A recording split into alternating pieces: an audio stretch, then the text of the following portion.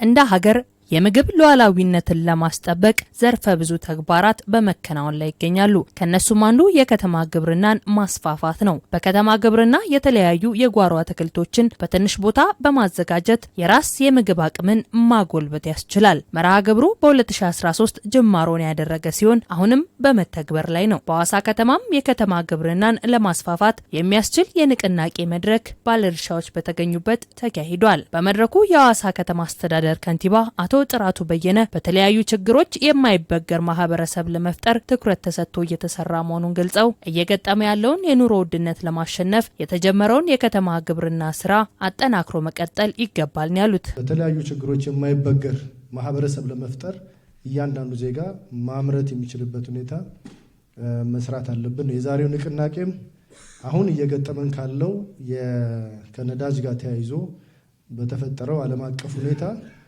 በየአካባቢው የሚኖር የኑሮ ውድነት ህዝባችንን እንዳያስጨንቅ እንደ መንግስት የምንሰራው እንደተጠበቀ ሆኖ እያንዳንዱ የከተማ ነዋሪ ቀደም ብሎ የጀመረውን የከተማ ግብርና ስራ ከትንንሽ ግቢያችን ጀምረን ሰፋ ያሉ የመንግስት ግቢዎች፣ የተለያዩ የወል መሬቶች ላይ የከተማ ግብርና ስራን መስራት አለብን ነው።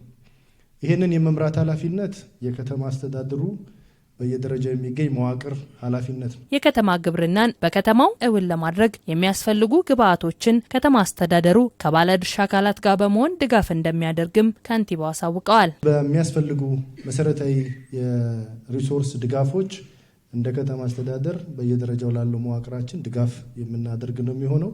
ግን በዋናነት ህዝቡን አቅም፣ የባለሀብቱን አቅም፣ የአጋር አካላትን አቅም በመጠቀም ይህንን እስከታች ድረስ እውን ማድረግ አለብን ነው።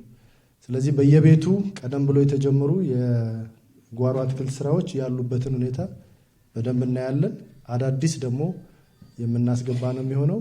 የከተማ ነዋሪዎችን ሸማች ብቻ ሳይሆን አምራች የማድረግ ስራ እየተሰራ ነው ያሉት የሐዋሳ ከተማ እርሻና ተፈጥሮ ሀብት መምሪያ ኃላፊ አቶ ስጦታው ከንባታ በንቅናቄው ከ68,000 በላይ ነዋሪዎችን ለማሳተፍ የቅድመ ዝግጅት ስራ መጠናቀቁን አንስተዋል። ሸማች ብቻ ሳይሆን አምራች እንደሆነና እያመረተ የቤተሰቡን የምግብ ዋስትናውን እንዲያረጋግጥ ከማድረግ አንጻር ንቅናቄው ያለው ሚና በጣም እጅግ የጎላ ነው የሚሆነው።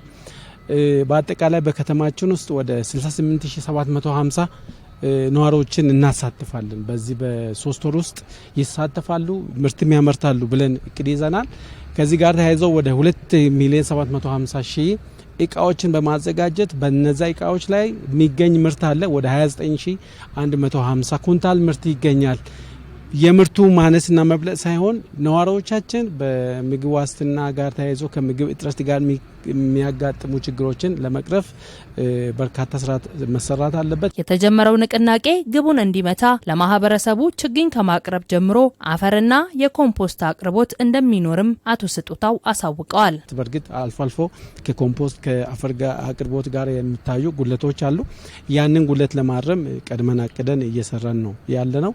ሌላው ደግሞ ችግኝ አፍልቶ ለነዋሪው ማድረስ ነው። እንግዲህ ከተማ ላይ እንግዲህ በቂ ሰፊ ቦታ ላይኖረው ይችላል። ነዋሪው ባለችው በትንሽ ቦታ ላይ ችግኞችን እኛ እያፈላን እያቀረብን ምርት ሂደት ውስጥ እንዲገባና ያንን ደግሞ በማንቀሳቀስ ሌሎች ባላቸው ቦታ ላይ ተጠቃሚ እንደሆኑ የማድረግ ስራ ነው የምንሰራው። በከተማ ድንበር አካባቢ ያሉ ክፍት መሬቶችን